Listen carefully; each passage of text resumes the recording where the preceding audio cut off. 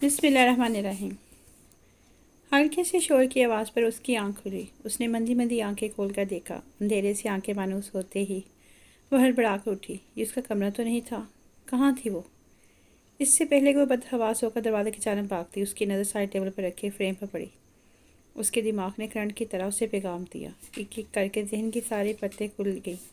اس کی آنکھوں کے آگے اندھیرا چھا گیا۔ وہ دونوں ہاتھوں میں سر تھامے بیڈ پر ڈھیر سی گئی۔ اوہ خدایا، یہ کیا ہو گیا میرے ساتھ؟ صرف چند گھنٹوں میں اس کی زندگی کیا سے کیا ہو گئی تھی۔ کیوں کیا آپ نے ایسا؟ آپ جانتے تھے میرا کوئی بھی نہیں ہے اس دنیا میں، پھر بھی آپ نے مجھے دھتکار دیا۔ کیوں کیا آپ نے ایسا بابا؟ آخر کیوں؟ آپ نے مجھے کچھ بھی نہیں دیا۔ میں نے آج تک گلہ نہیں کیا آپ سے، لیکن اتنی بے اعتباری۔ دادا کہتے تھے کہ بیٹیاں انمول ہوتی ہیں، پر آپ نے تو مجھے تنکے سے بھی ہلکا کر دیا۔ کیوں آپ کو اپنے خون پر اعتبار نہ آیا؟ پہلے ہی میری زندگی میں کون سی خوشیاں تھیں جو آپ یہ دیکھنے میں باقی تھا مجھے بے مول کرنے سے پہلے ایک بار تو سوچا ہوتا۔ آنسو اس کی آنکھوں سے گرتے جا رہے تھے۔ کیا سوچتے ہوں گے سر میرے بارے میں؟ یہ سوچ آتے ہی اس نے جھٹکا کھا کر ادھر دیکھا۔ پہلی بار اسے اس شخص کا خیال آیا جو دنیا اور اس کے بیچ دیوار بن کر کھڑا ہو گیا تھا۔ وہ بمشکل سہارا کر کھڑی ہوئی۔ نقاہت کی وجہ سے برا حال تھا۔ باہر آ کر اس نے اس گھر کو دیکھا جہاں وہ موجود تھی۔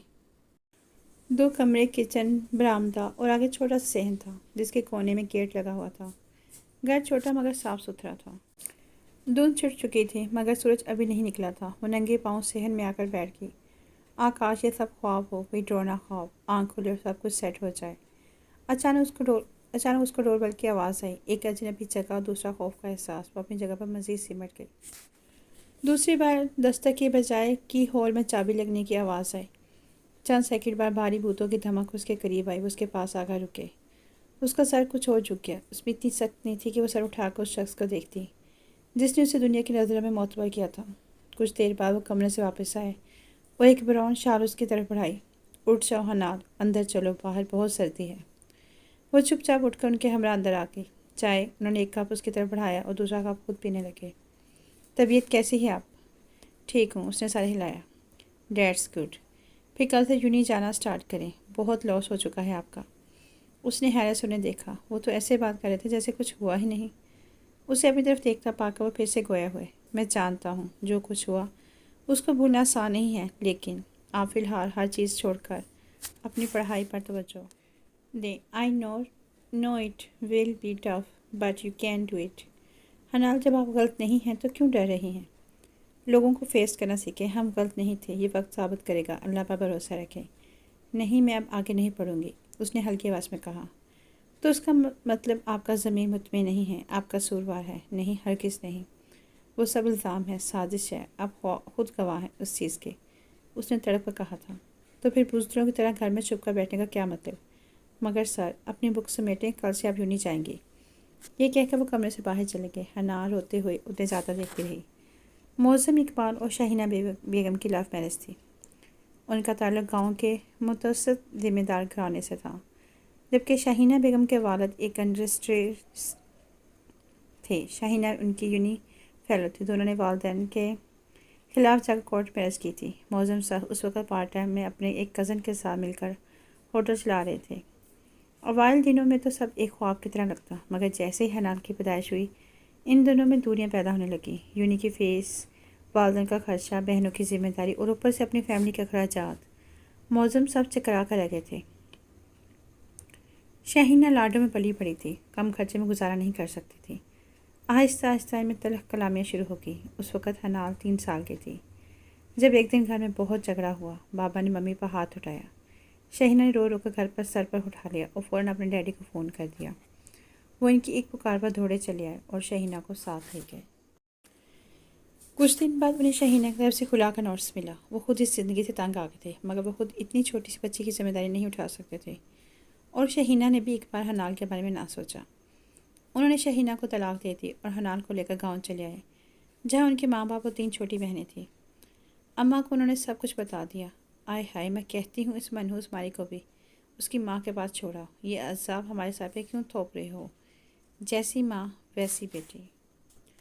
اماں نے ان کی زبانی ساری کہانی سنتے ہی سر پکڑ لیا۔ انہوں نے بے بس نظروں سے باپ کی طرف دیکھا جو حنال کو گود میں لیے بیٹھے تھے۔ ابا نے انہیں آنکھوں ہی آنکھوں میں تسلی دی۔ اب چپ ہی کر جاؤ، کیا بگاڑ لے گی ایک بچی تمہارا؟ اس کو آخر کیوں سزا ملے؟ خون ہے یہ میرا، تم نہ پالنا، میں خود پال لوں گا اسے۔ ان کی گرج سر آواز نے آمنہ بیگم اور بیٹیوں کو چپ کر جانے پر مجبور کر دیا۔ معظم اسے باپ کے سپرد کر کے واپس چلے آئے گئے۔ دادی اور پھپھوں کی لان تان کے باوجود جب تک دادا زندہ تھے اس کی زندگی میں سکون تھا۔ دادا نے ہی اس کا ایڈمیشن کروایا، دادی کا بس چلتا تو اسے زندہ دفن کر دیتی۔ سارا دن وہ اس سے گھر کے کام کرواتی۔ یہی وجہ تھی کہ میٹرک کرنے سے پہلے ہی اس نے سارا کچن سنبھال لیا۔ ان گزرے 15 سالوں میں معظم صرف 15 بار ہی گاؤں آئے تھے، لیکن اسے بلانا تو دور، وہ اس کی طرف دیکھتے بھی نہیں تھے کہ وہ ہو بہو اپنی ماں جیسی تھی، اتنی ہی خوبصورت۔ اسے دیکھتے انہیں شہینہ یاد آ جاتی۔ دادا سے ہی اسے پتہ چلتا کہ بابا نے اپنے ہوٹل بنا لیا ہے اور انہوں نے اپنی دوست کی بہن سے شادی کر لی ہے، اور یہ کہ اس کی اور بھی بہن بھائی ہیں۔ وہ سب خاموشی سے سنتی رہتی تھی۔ اس دن اس کا FSC کا رزلٹ تھا۔ دادا بہت خوش تھے، انہیں یقین تھا وہ ہمیشہ کی طرح اس بار بھی کامیاب ہوگی، لیکن وقت نے انہیں مہلت ہی نہ دی۔ سیڑھیوں سے اترتے وقت ان کا پاؤں سلپ ہوا اور وہ سیدھا نیچے جا گرے۔ پھر حنال کی چیخیں اور بیٹیوں کی سسکیاں، کوئی بھی انہیں واپس نہ لا سکے۔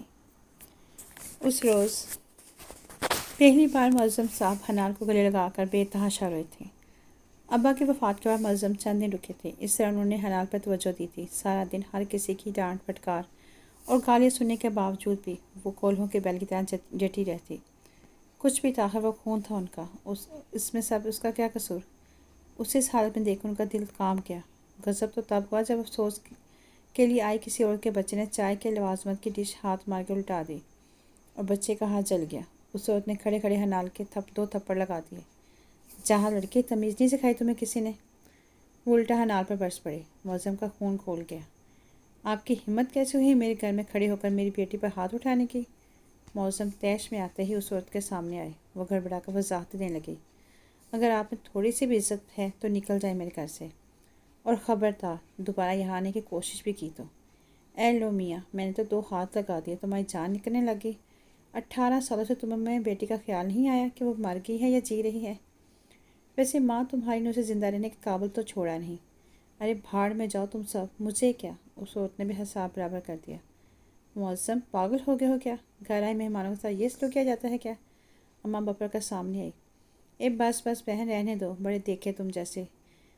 میں نے بڑبڑاتی ہوئی چلی گئی۔ حنان معظم نے اسے آواز دی، جی بابا، تیار ہو جاؤ بیٹا، آپ میرے ساتھ چلو گی۔ کہاں؟ جواب حنال کی بجائے اماں کی طرف سے آیا۔ لاہور، انہوں نے سپاٹ لہجے میں کہا۔ ارے تو خود جاؤ نا، اس کو کیوں لے کر جا رہے ہو؟ اماں، میں اسے یہاں مرنے کے لیے نہیں چھوڑ سکتا۔ اس کی ذمہ داری ابا نے لی تھی، جب ابا ہی نہیں رہے تو میں اسے واپس لے جاؤں گا۔ ویسے بھی اس نے 12 پاس کر لی ہے، اب آگے تو یہاں کوئی کالج نہیں ہے، ظاہر ہے پھر بھی لاہور میں ہی پڑھے گی۔ انہوں نے تحمل سے جواب دیا، تو کیا ضرورت ہے اس کو اتنا سر چڑھانے کی؟ پڑھ لکھ کر دماغ ہی خراب کرنا ہے اس نے، ماں کی طرح۔ اب 2 بول پڑھا کر رخصت کرا دو اس کو۔ اماں کیسی باتیں کر رہی ہیں آپ، ابھی بہت چھوٹی ہے یہ۔ حنال، آپ اب تک یہیں کھڑی ہیں، جائیے جا کر سامان پیک کریے۔ انہوں نے اماں سے نظر ہٹا کر حنال کو دیکھا۔ گھر سے جاتے وقت بھی دادی نے اسے لان تان نہیں کی۔ سارا راستہ وہ اور بابا اپنی سوچوں میں غلطاں رہے۔ گھر پہنچ کر جب وہ علینا بیگم معظم کی دوسری بیوی سے ملنے لگی تو ان کی سخت نظر نے اسے آگے بڑھنے روک دیا۔ ملازمہ، اس کا بیگ اس کے کمرے میں چھوڑا۔ کچھ دیر بعد بابا اس کے کمرے میں آئے۔ بیٹا، جس چیز کی ضرورت ہو بلا جھجھک کہنا، کل میں آپ کا یونی میں ایڈمیشن کروا دوں گا۔ اگر علینا کوئی سخت بات کہہ دے تو اگنور کر دینا، وہ زبان کی ذرا تیز ہے۔ عرش اور آنیہ اپنی نانی کی طرف گئے ہیں، شام میں ان سے ملاقات ہوگی۔ چلو آپ ریسٹ کرو، کچھ دن لگیں گا آپ کو ایڈجسٹ کرنے میں، بٹ آہستہ آہستہ سب ٹھیک ہو جائے گا۔ عرش اور آنیہ اس سے ملاقات ڈنر پر ہی ہوئی۔ وہ دونوں بہت اچھے انداز میں اس سے ملے۔ آنیہ اور وہ ایک ہی کلاس میں تھی، جبکہ عرش فرسٹ ایئر میں تھا۔ اس کا اور آنیہ کا یونی میں ایڈمیشن ہو گیا تھا۔ آنیہ کبھی موڈ میں ہوتی تو اسے سر آنکھوں پر بٹھاتی، ورنہ وہ اسے بلانا بھی گوارا نہیں کرتی۔ وہ کیمسٹری میں آنر کر رہی تھی، جبکہ آنیہ بایو کیمسٹری کی اسٹوڈنٹ تھی۔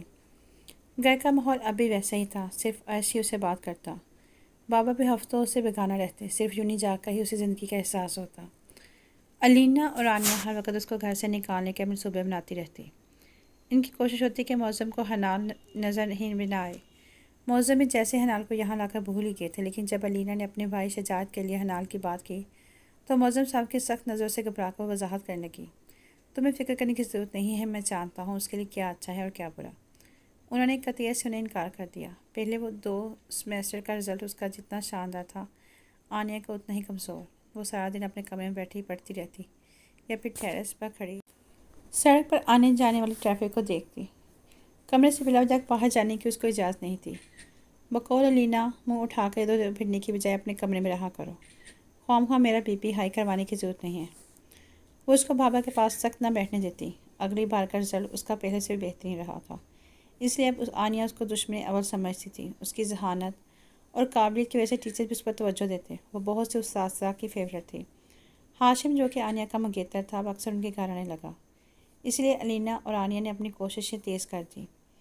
اسٹوڈنٹ، آج آپ کا بائیو کیمسٹری والوں کا کمبائنڈ پریکٹیکل ہے، 10 منٹ کے اندر آپ سب لیب میں موجود ہوں۔ کیمسٹری کے لیکچرار سر زیاد نے پوری کلاس کو متوجہ کر کے کہا۔